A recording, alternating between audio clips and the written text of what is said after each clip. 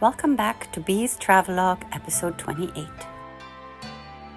On March 30th, I took a bus from Mokpo to Gochang, a small town about an hour north. My new friend and language exchange partner Yuno had recommended that I go for the Cherry Blossom Festival and a concert with a famous musician that night. My first destination was the castle in Gochang. I had checked the map and knew approximately which direction to walk in. I was happy to see that the first cherry blossoms were actually opening up. As I was walking around, I noticed the Thai writing on this store. I went inside and was very excited to find real Thai chili peppers. I bought 2 bags of about $4 each. I then found this indoor farmers market that looked very much like all the other markets I had seen in Busan and Mokpo so far. However, this one was fairly empty. I love the Korean hats and shirts and pants that the Korean halmanis and ajumas wear in all the K-dramas.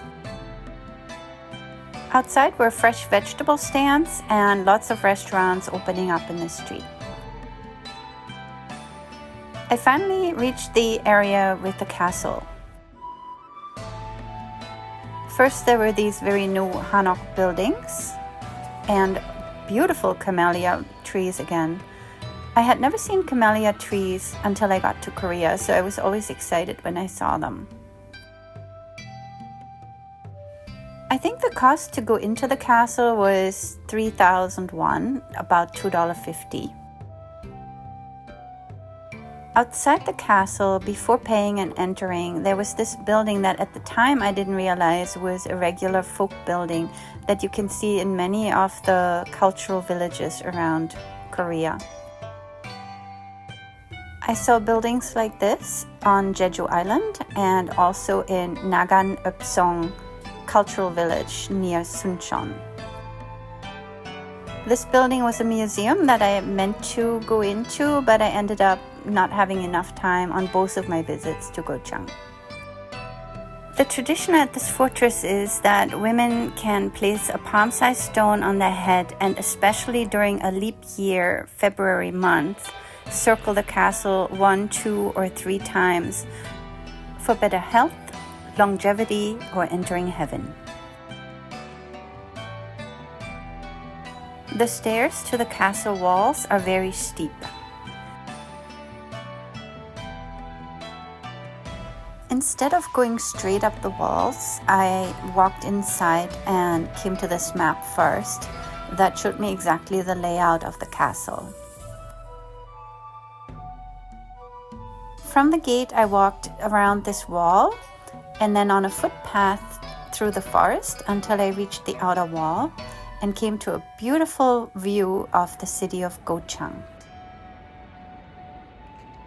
I knew the Cherry Blossom Festival was going to be at the other end of the town, very far to my right down the valley, and I was wondering how I was going to get there by bus or possibly by taxi. But first, I was excited to explore the castle and walk along the castle wall. I was wondering how long it would take me.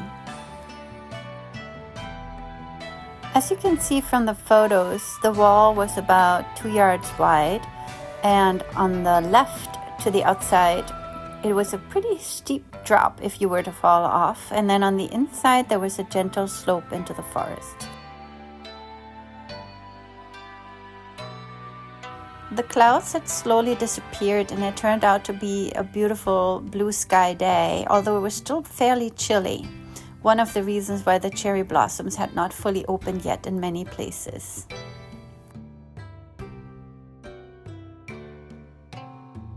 I came to this eastern gate and explored it to its fullest extent.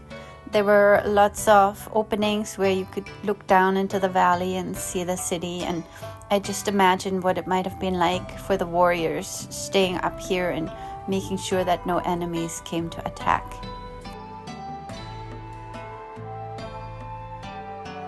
As you can see from the following photos, it was possible to walk on the wall or next to the wall below it.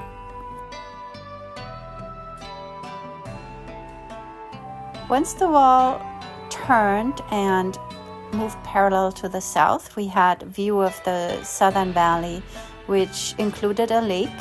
And I later found out that this was a recreational area with hiking trails, and I really wished I had more time to come back and go exploring.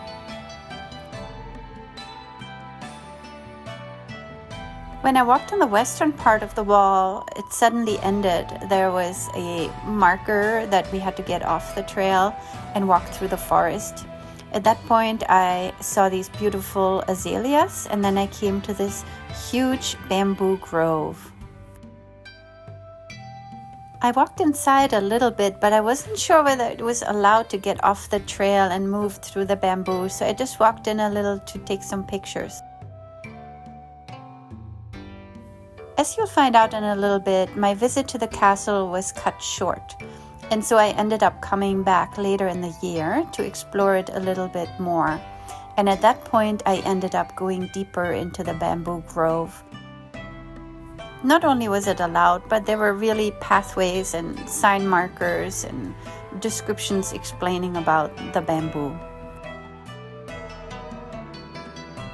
The path led me back to the wall, and at this point it was possible to look east and northeast over the city again and return back to the beginning, the entrance to the castle. At this point, my German friend contacted me and said that she and her husband would pick me up from the castle and take me to the Cherry Blossom Festival with their car. So I didn't have enough time to explore these buildings. I just quickly took some pictures and then went outside to wait for them. I saw this performance and later saw the same performer again at the festival on stage.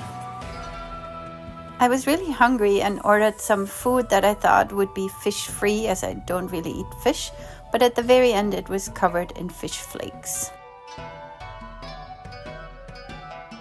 The festival itself did not have many booths or any exciting things to watch, so we walked the outer road around the festival grounds. There were these cherry trees that were not really fully open yet, and a lot of artwork like these little hand signs and hearts.